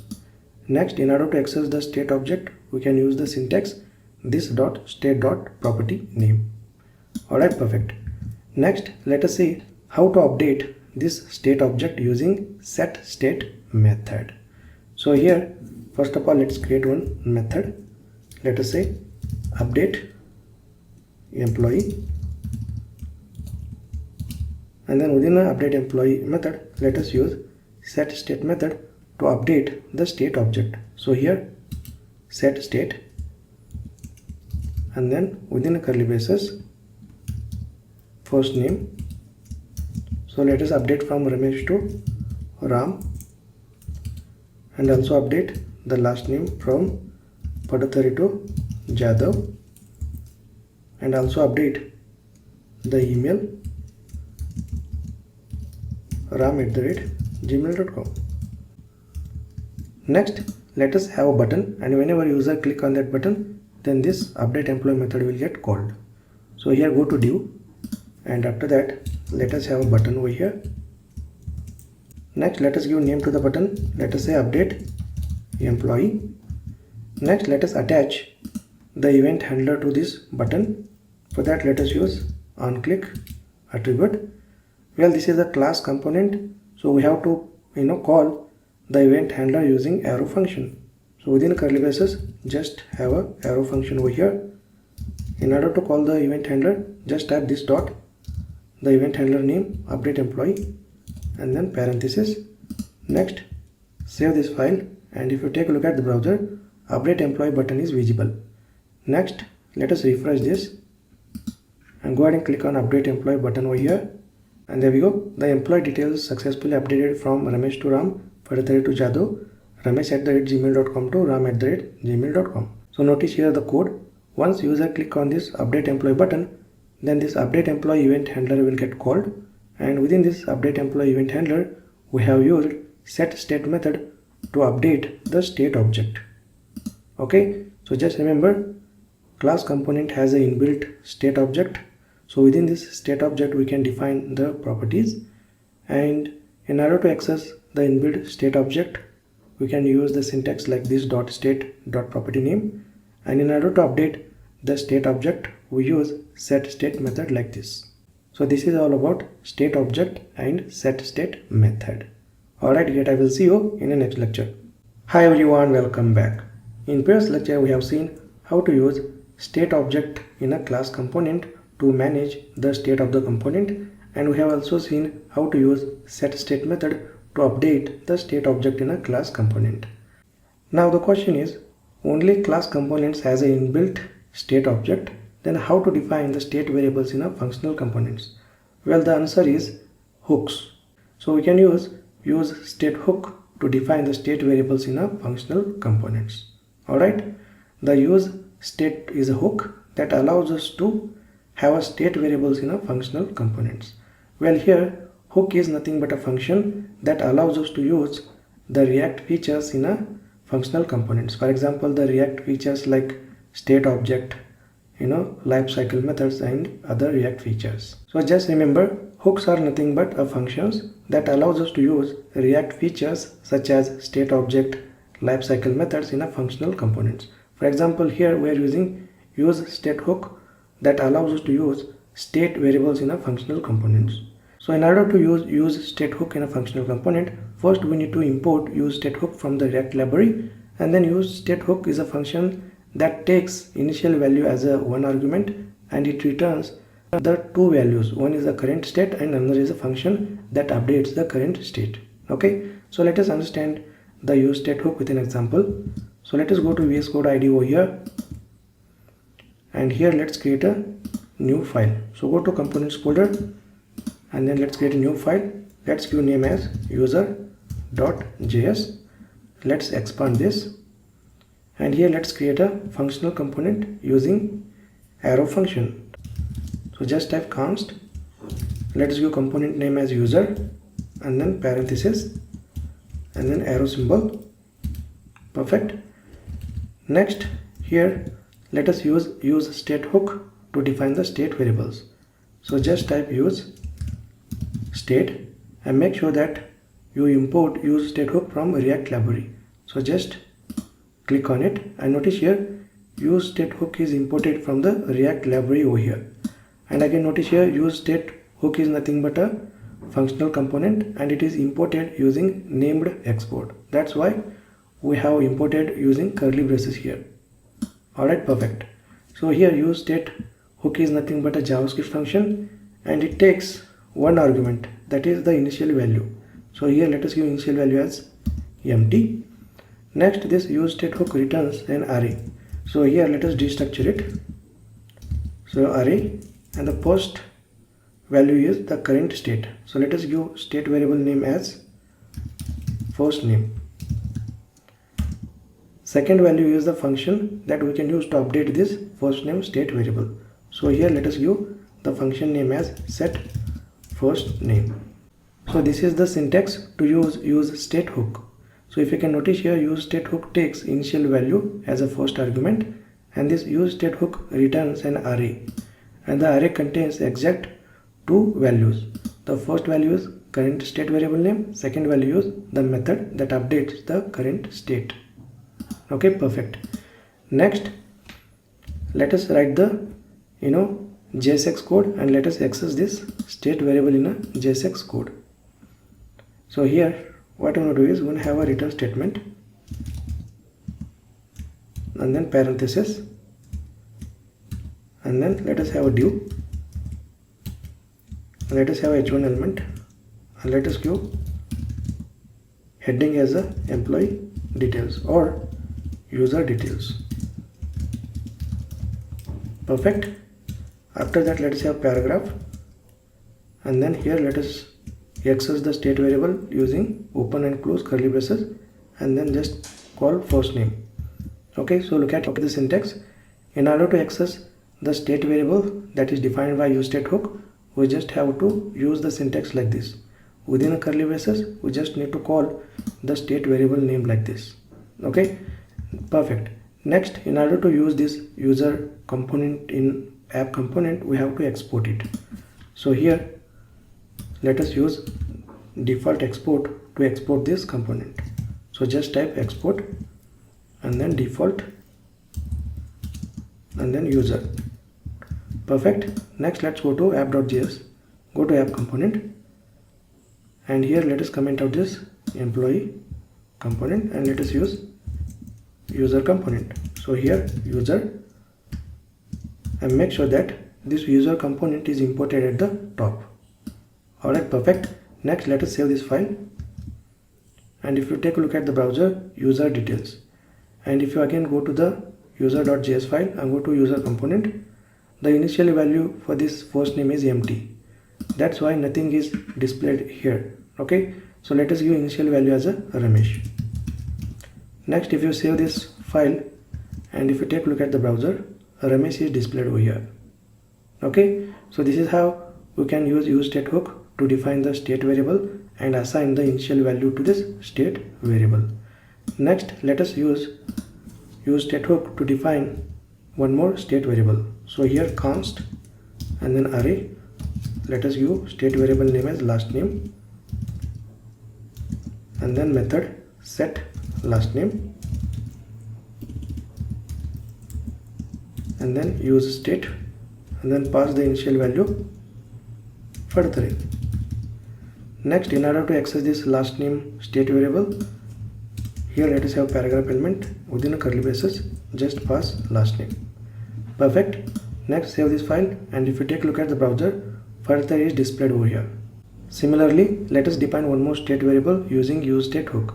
So here let us copy this, paste it over here, and let us use state variable name as email, and let us use method name as set email, and here let us use initial value as ramesh@gmail.com, paragraph within a curly braces, just call email state variable, and then save this file, and if you take a look at the browser, email is printed. Okay, so this is how we can use state hook to define the state variables in a functional component. Next, let us see how to update the state variables using the corresponding set methods. For example, here in order to update the first name state variable, we have to use set first name method, and in order to update the last name state variable, we have to use set last name method. In order to update the email state variable, we have to use set email method. Okay, so let us go and let us see how to update these state variables using the corresponding set method. So here let us have one button. Let us give button name as update user. Next, let us attach onClick event to this button. Well, whenever user click on this update user button, then we have to create a event handler method that will handle this update user event, right? So here let us have onClick attribute, and let us pass the event handler name. Let us say update user. Next, let us add the implementation for this update user event handler. Let's create a JavaScript function, and let's give name as update user. Next, within update user method, let us call set first name method to update first name state variable. So right now the first name state variable contains the initial value Ramesh. So let us update the initial value from Ramesh to Ram. So here go to update user method again, and just call set first name, and then pass value as a Ram. Next, just save this file. Next, let us call set last name, and then let us update the last name state variable from Padhatare to Jadhav. Next, let us call set email method, and then pass ram@gmail.com. Perfect. Now we have used set first name method to update the first name state variable. We have used set last name method to update last name state variable, and we have used set email method to update email state variable. Alright, perfect. Next, save this file, and if you go to browser, here you can see update user button is visible. Next, go ahead and click on this update user button over here, and look at here, the user details are updated. Earlier it was Ramesh, now you can see Ram. Okay, and similarly the last name and email also updated. Alright, so this is how we can update the state variables using the corresponding set methods. Okay, perfect. Next, let us see one more example using useState hook. In previous example, we have passed string to the useState hook, but we can also pass the object or array to the useState hook. For example, here let us comment out this, and here let us use useState hook, and let us pass initial value as an object. Okay, and then let us have property first name Ramesh, and then last name Padhatare, and then email ramesh@gmail.com. Perfect. So this is how we can use useState hook to pass the object. Next, this useState hook returns an array with two values. So here let us have a destructuring array, and the state variable let us give user, and the method name is set user. Next, save this file, and go to return statement, go to div, and here we have used first name, last name, email, state variables, but here we are not using these state variables. We are using the user object. It has first name, last name, email properties, right? So in order to access the user object properties, we have the syntax like this: user dot first name, okay, similarly user dot last name, and then user dot email. Okay, perfect. Next, save this file, and if you go to update user method, within that we have used set first name, set last name, set email methods, right? Right now we are not using these methods, so let us comment it out. And if you take a look at the use state hook, in order to update the user object state variable, we have to use set user method. So go to update user again, and here just call set user method, and then let us have its property first name. Let us update the first name from Ramesh to Ram, and then last name property, let us update from Padatari to Jadhav. So either you can use single quote or double quote, and then email ram@gmail.com. Perfect. Next, save this file, and if you take a look at the browser, ramesh@gmail.com. So these user details successfully displayed, and along with that you can see update user button. So go ahead and click on this update user button over here, and there we go. The user details are successfully updated.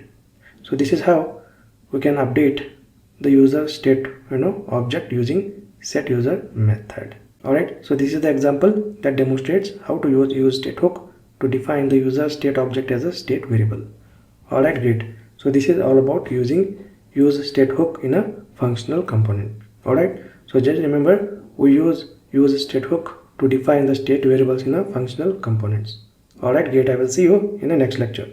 Hi everyone, welcome back. In this lecture, we will see how to perform event handling in a React application. Well, in React, event handling allows you to handle user interactions such as button clicks, form submissions, or mouse movements within your React application. Event handling in React follows similar pattern to standard JavaScript event handling, but with some differences. React events are written in camel case syntax, for example, on click instead of on click. So this on click is a camel case. React event handlers are written in inside a curly braces. For example, here you can see on click within a curly braces, shoot is the event handler name instead of on click, and here we are passing shoot event handler name within a double quote, right? But in React we typically pass the event handler's name within a curly braces like this. Alright, so let us go and let us understand how to perform event handling in React application with an example. So let us head over to VS Code IDE over here, and here I am going to create a new file. Go to components folder, within that create a new file. Let's call it as event handling.js.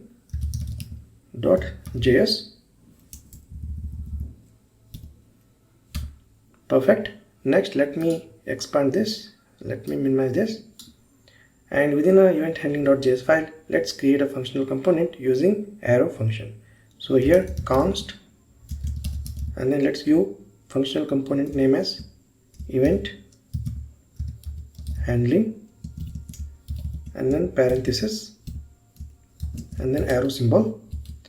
Next, within a event handling functional component, let us maintain count state variable using use state hook. So here let us call use state hook from React library, and make sure that use state hook is imported at the top. Next, let us destructure it. So here const, and then let us give the state variable name as count, and then the method name set count. Next, let us give the initial value to this count state variable as 0. Okay, perfect. Now we have maintained count state variable using use state hook. Next, let us have a return statement over here, and within a return statement we are going to write the JSX code. So within a parenthesis, let's have a div as a parent element, and within a div, then let us first print the heading by using h1 tag. Let us give the heading something like event handling example, Next, let us use paragraph element over here, and then let us print the current count by using count state variable. So here, in order to access the count state variable in a JSX, we have to use curly braces. So within a curly braces, just pass count state variable name here. Next, let us create a button. Let us give button name as increment, and here let us attach the onClick event.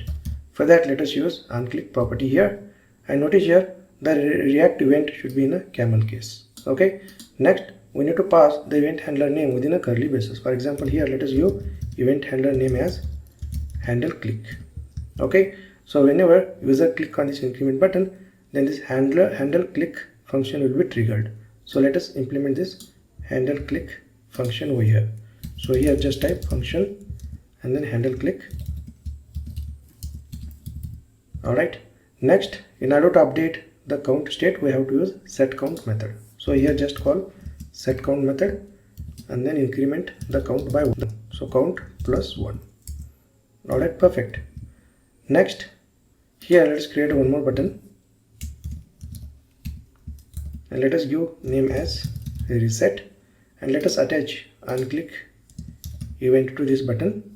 So let us type onClick, and then let us pass the event handler name within a curly braces, handle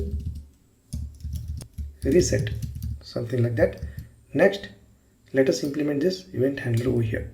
So here function and then function name handle reset, and then call setCount method and then pass 0. Well, handle reset function will get triggered when reset button clicked, and this handle reset function will set the count value back to 0 by using setCount method. Okay, perfect. Next, let us save this file, and here you can see we haven't exported this component yet. So let us use default export to export this event handling functional component. So here just type export default and then component name, that is event handling. Perfect. Next, let us open app.js file over here, and within app.js file, let me comment out this, and here let us use event handling component, and make sure that event handling component is imported at the top. Perfect. Just save this file, and if you take a look at the browser, you can see initially the count value is 0 and increment and reset buttons are displayed over here. Next, let us go ahead and click on increment button over here. So look at here, the count value is incremented by 1, and again if you click on increment button one more time, you can see the count value 2. Alright, and if you click on reset button, it will reset the count value back to 0. Okay, it means we have successfully handled the onClick event. Well, here in heading we have a typo, so this should be handling. Perfect. So this is how basically we perform event handling in React. Well, let me recap what we have done. We have created a functional component named event handling. Within this functional component, we have maintained count state variable using useState hook. Next, this handle click function is get called when the increment button is clicked, and this function updates count state by incrementing it by 1 using setCount method, and this handle reset function set the count state value back to 0. Well, in this example we have seen onClick event handling, but in upcoming lectures we'll also take a look into form handling, and within a form handling we'll learn how to perform different events like onSubmit event, onChange event, etc. Alright, so this is how we can perform event handling in React. And just remember the syntax. React events should be in a camel case, for example like onClick, and the event handler should be passed in a curly braces like this. Okay, perfect. I will see you. Hi everyone, welcome back. In this lecture, we'll take a look into conditional rendering in React application. Well, conditional rendering in React allows you to render different content or components based on certain conditions or state values. It helps you dynamically control what gets displayed in your UI based on certain conditions. Well, there are different ways to implement conditional rendering. For example, we can perform conditional rendering using if-else statement. We can implement conditional rendering using ternary operator. We can implement conditional rendering using short circuit operator. Alright, so these are the three different ways to implement conditional rendering, and in this lecture we will see all these different ways to implement conditional rendering. So let us begin with conditional rendering using if and else statement. So let us head over to Visual Studio Code IDE over here, and here first of all let's create a new file. Go to components folder. Within that let's create a new file named conditional rendering.js. Next let us maximize this, and here let's create a functional component named conditional rendering. So here let us use const and then conditional rendering is the component name, and then parenthesis and then arrow symbol. Perfect. Next, within a conditional rendering functional component, let us maintain the state variable using useState hook. So here let us use useState hook, and make sure that useState hook is imported at the top from React library. And then here let us perform the destructuring. Like let us use the state variable name as is logged in is the state variable name, and let us use the corresponding setter function, that is set is logged in, and then let us give the initial value as a false. Okay, it means user is not logged in. Alright, perfect. Next let us have if else statement over here. If is logged in, then we will return the JSX code. So let us have paragraph element, and let us say welcome user. Perfect. Else return please log in. Okay, perfect. Next let us export this component by using default export default and then component name conditional rendering. Perfect. Next let us go to app.js file, and here go to app component, go to return statement, and here let us comment out this, and let us use conditional rendering component, and make sure that conditional rendering component is imported at the top. Okay, just save this file, and if you take a look at the browser, please login is displayed.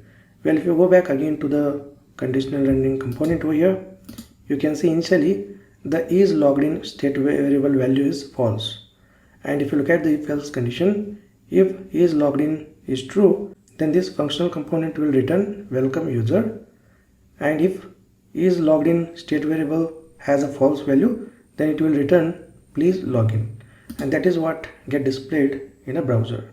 Okay, so this is logged in state variable has initial value false. That's why this functional component will return please login, and this please login is printed over here. And if you pass true over here, for example, and if you save the file, and if you take a look at the browser, you can see welcome user is displayed. So this is how we can use if else statement to conditionally render different content. Next, instead of returning, we can assign this HTML code to variable as well. For example, here let us say let message, and then remove this return, and then assign this part to message variable, and again here message. Next here let us have return statement, and then let us have a div over here within a parenthesis div, and then here within a curly braces just call message, and then save this file. And if you take a look at the browser, you can see still welcome user is displayed. And if you pass the false value here, and if you save the file, and if you take a look at the browser, you can see please login is displayed. Okay, so this is how you can use if else statement to return the JavaScript variable. It contains the JSX code. Okay, next let us have button over here. So here let me add break element and let us have a button. Let's give button name as login and let us attach the onClick event to this button. For that let us use onClick attribute and let us pass the event handler name handle login. Next let us implement this handle login event handler over here. So here just type function and then handle login, and here let us use set is logged in method to set the value to this state variable. So here let us give value as a true. It means whenever user click on this login button, then this is logged in state variable will be updated with the true value. Okay, perfect. Next let us save this file, and if you take a look at the browser, login button is displayed over here. Next click on this login button, you can see welcome user is displayed.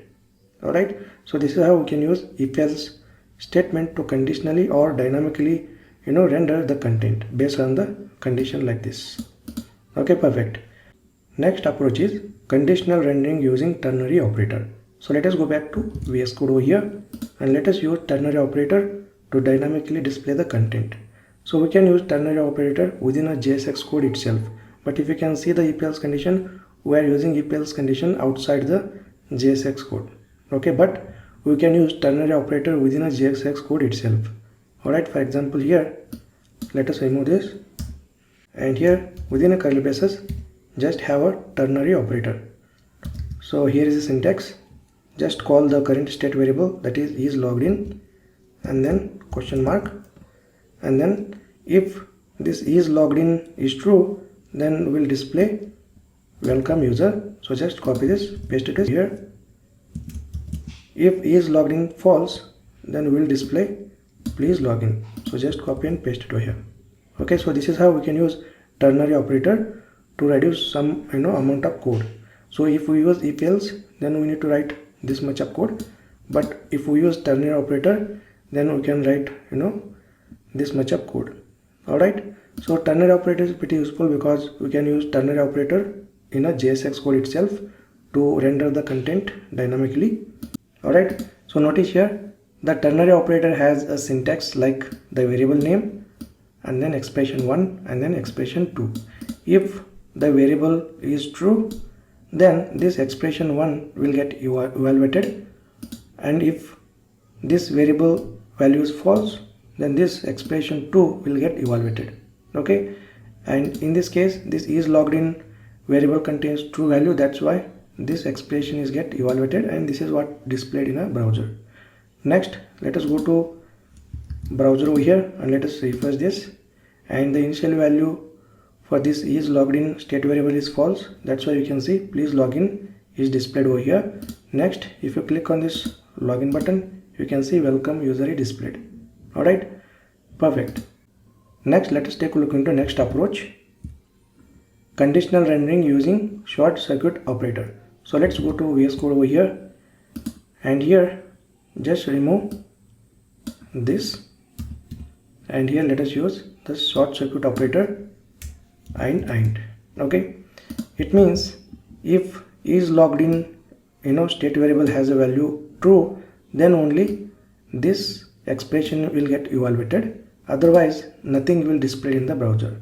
For example, just save this file, and if you go to browser, just refresh, and you can see nothing is displayed because this is logged in state variable has a value false. If this is logged in variable has a value true, then only it will display this part, otherwise it won't display anything in the browser. Okay, next if you click on login, it will display welcome user because this is logged in state variable has a value true. Okay, so this is how the short circuit operator works. Okay, so whenever you want to display something or nothing, then you can go ahead and use this short circuit operator. Alright, so these are the three different ways to implement conditional rendering in a React. Okay, perfect. I will see you in the next lecture. Hey there everyone, Ramesh here, back again with another video. In this video I am going to show you how to create a React application using Vite tool. Well, earlier we were using create a React app tool to create a React application. But alternative to create a React app, we have one more tool, that is Vite. Well, nowadays React developers prefer using Vite tool to create the React project. So in this video I'm going to show you how to use Vite to create a React project. Well, Vite is a build tool that aims to provide a faster and learner development experience for modern web projects. Well, using Vite we can create the React application faster, and basically Vite bundles the React application very faster.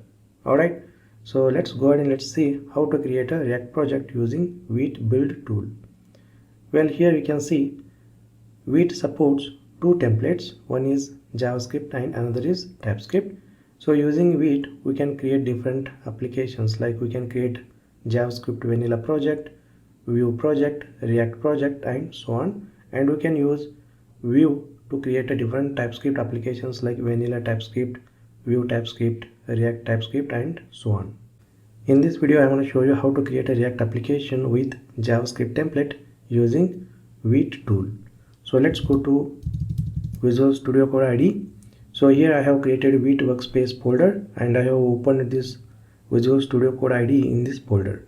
Alright, next let us use Visual Studio Code IDE built-in terminal to execute the commands. So here we have a terminal, so click on new terminal over here. Next here just type the command npm. So make sure that you have installed Node.js and npm in your machine, because in order to create the React application using Vite we have to use the npm command. So here npm followed by create and then Vite. So we are going to use a latest version of Vite. So here add latest and then followed by the project name. So here let us say Vite React app, something like that. So this is the command that we can use to create a React application using Vite build tool. Next go ahead and hit enter, and notice here it prompts select a framework. So here we have vanilla, Vue, React. So we are going to use React. So here let us select the React and hit enter, and here we need to choose the template. So we are going to use JavaScript. So here let us select the JavaScript and hit enter, and now you can able to see here the project is created. So if you can see here, within a Vite workspace folder Vite React app application is created. So just expand and here you can see here this is the project structure. Next here you can see couple of commands. So just follow these commands and just run this application. So here just type cd and then followed by the project name, that is Vite React app, and then hit enter. Now we are in a Vite React app application. Next just type the command npm install. So just follow these three commands, okay, and then hit enter. So this will install all the dependencies for our React application. So just wait a couple of seconds. Now we have installed all the dependencies. Next, in order to run the React application, just type the command npm run dev and hit enter, and there we go. Our React application is deployed in a local development server which is running on port 5173. So just copy this URL and go to browser, in a new tab just paste it and hit enter, and there we go. Our React application is up and running. Next let us go ahead and let's quickly understand the project structure for our React application. So here we have package.json file. So within a package.json file you can see all the dependencies. For example, here you can see dependency section, and within that we have a React and React DOM dependencies. Next here we have scripts section, and within that we have different scripts to build the React application, to run the React application, and to preview the React application. And here we have dev dependency section. Alright, and whenever we execute npm install command, then npm install command will download all the dependencies as per the dependency section, and it will create node_modules folder, and it will keep all the downloaded JavaScript dependencies within the node_modules folder. Next we have index.html file. Well, this is the single page React application. So in this React application we have only one HTML file, that is index.html file. And if you can notice here, within this HTML file we have a body, within that we have a div with the ID root. So whatever the components that we are going to create in a React application, that components will be rendered within this div. Alright, next expand src folder, within that we have main.jsx file. So within a main.jsx file you can see we have react dom.create root, and here document.get element by id, and then we have passed the root as a id. Well, in index.html file you can see we have a div with id root, right? And in main.js file you can see document.get element by id, and then this is the root. So whatever the components that we are going to create in a React application, that components will be rendered within this div by using this statement. Okay, right now you can see we have only one component, that is app component. So basically app component is a root component, and we import the other components within an app component. Just remember, this statement is responsible to render the components within a div. It has id root. Next we have app.jsx file. So this file contains an app component. So app component is basically a root component, and this is the default generated code. So we can simply remove this code and we can write our own code. Alright, next let me remove this import as well. This is the unused import. Next we have app.css file. So this file basically contains all the CSS styles. So right now we can remove all this because we are not going to use it. Next we have index.css. So this file also contains all the CSS styles. So let me remove this as well. Next we have assets folder. So within assets folder we keep all the images and other static files. Next we have a public folder. Within a public folder we can keep the static files such as images, svg files, videos, and etc. Alright, so this is a very simple project structure of our React application. Next we have one more important file, that is vite.config.js. So within this file we can configure all the Vite related configuration. For example, right now the development server is running on port 5173, but we can configure different port as well. For example, here let us have a server section, and here we can change the port by using port attribute port 3000. Next let's go to browser, and here you can see this site is can't be reached because we have changed the port. So here let me give the port 3000, and now you can see we can access the React application. So we don't have any content to display, that's why you can see the blank. Next let's create one component. So go to src folder, right click on it and new file, and let's give file name as hello world.jsx. So make sure that you provide the extension for this file as a JSX, because we are going to write a JSX code within this file. Next here let's use a functional component to create a React component. So here export default and then function. Let's give component name as hello world. So make sure that the first letter of the component name should be a capital, and then just return some HTML code. So here h1 and then hello world. Perfect. Now we have created hello world functional component. Next let us import this component in a app component. So go to app.jsx file, and here go to return statement, and this is basically a fragment. Within a fragment just use hello world component, and make sure that you import this hello world component at the top. Alright, perfect. Next save this file and go to browser, and here you can see hello world is displayed in a web page.